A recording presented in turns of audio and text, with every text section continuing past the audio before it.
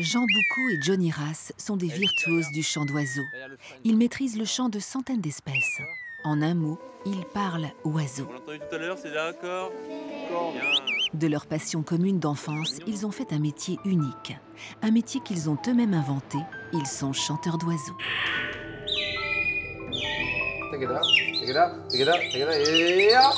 Brouillard time prévu. Hein.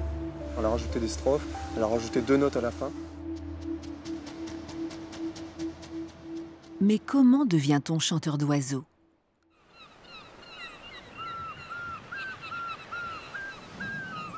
J'ai tout de suite compris que j'avais un truc qui était hors du commun, que je n'avais jamais vu avant, c'était pas possible.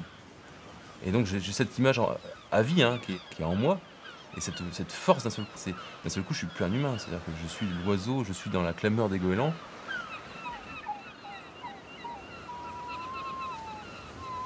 Je suis plus moi-même, j'ai un pouvoir, c'est-à-dire que je peux parler aux oiseaux. C'est un peu presque mystique, hein, c'est fort. Et donc je rentre avec ce secret chez moi. Je rentre avec ce secret. L'oiseau est l'emblème de la baie de Somme. On le célèbre chaque année au mois d'avril à Abbeville, à l'occasion du Festival de l'oiseau et de la nature. Au programme, projection de films, exposition de photos ou d'art animalier, mais aussi concours de chant d'oiseaux. Au milieu des années 90, Jean et Johnny y remportent leur premier prix. C'est la première vraie reconnaissance de leur talent et de leur travail. Johnny Rass.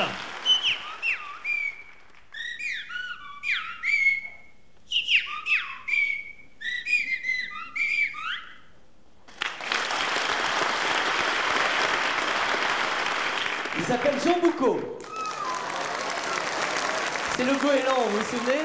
C'est peut-être ici aussi qu'ils ont pris goût au public et à la scène. Je me souviens que c'est toi le premier qui a amené le comportement des oiseaux sur scène.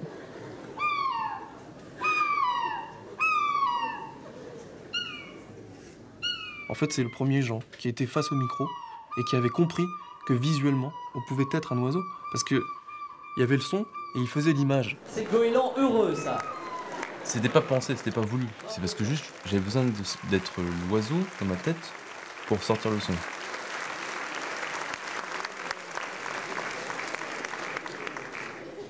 Mais c'est le début de notre spectacle. Enfin, tout ce qu'on fait, nous, dans le comportement sur scène, dans le corps humain, pour imiter l'oiseau.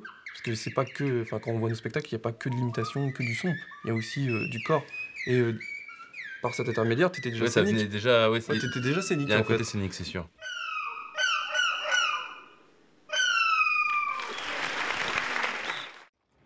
Jean et Johnny sont à Paris.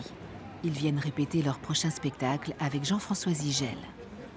La première rencontre entre le pianiste-compositeur et les chanteurs remonte à 8 ans. C'était au Festival des Forêts de Compiègne. Depuis, ils travaillent régulièrement ensemble. Cette rencontre a été un véritable tournant dans l'itinéraire des chanteurs. C'est là que le chant d'oiseau est devenu un vrai matériau musical.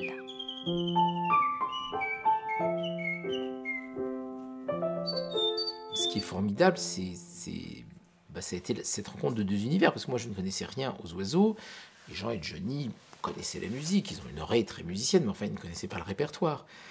Donc on a travaillé, on a fait des gammes, ils ont appris à faire des canons, à apprendre les formes musicales, et maintenant quand on travaille, par exemple avec certains orchestres, ils travaillent avec la partition d'orchestre. Très vite m'est venue l'idée qu'on pouvait en quelque sorte dénaturaliser le chant d'oiseau, le faire échapper à cette idée de simple imitation de la nature pour en faire un matériau qu'on peut utiliser comme un instrument musical.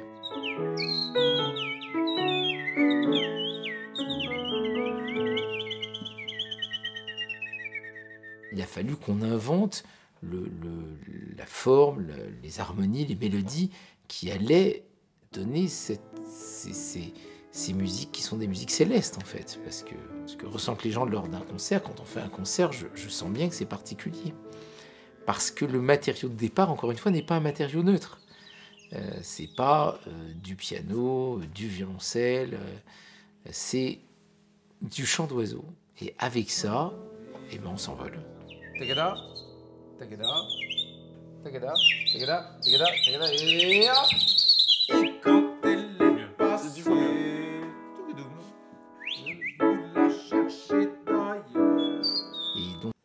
fond, on a fondé un trio. Mais au lieu d'être un trio basse, batterie, piano, c'est un trio oiseau, oiseau, piano. Et je peux vous assurer qu'il n'y a pas un deuxième trio comme nous. À la Cité de la musique, les chanteurs ont rendez-vous avec l'Amérique du Sud. Dans la salle 18e du musée, Jean et Johnny vont retrouver le musicien argentin Esteban Valdivia. La rencontre promet d'être étonnante.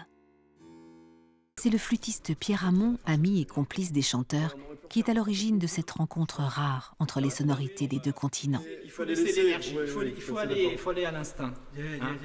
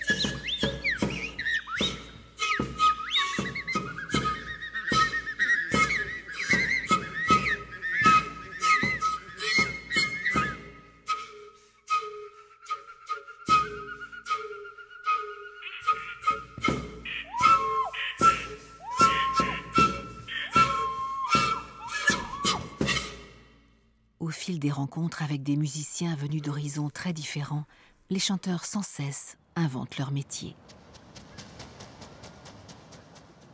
Nul doute que très bientôt, on entendra le courlis cendré ou le rossignol du Hourdel sur les scènes de Buenos Aires ou de l'Amérique du Sud, et que nos chanteurs reviendront en baie de Somme avec des sonorités nouvelles qui nous feront à nouveau voyager.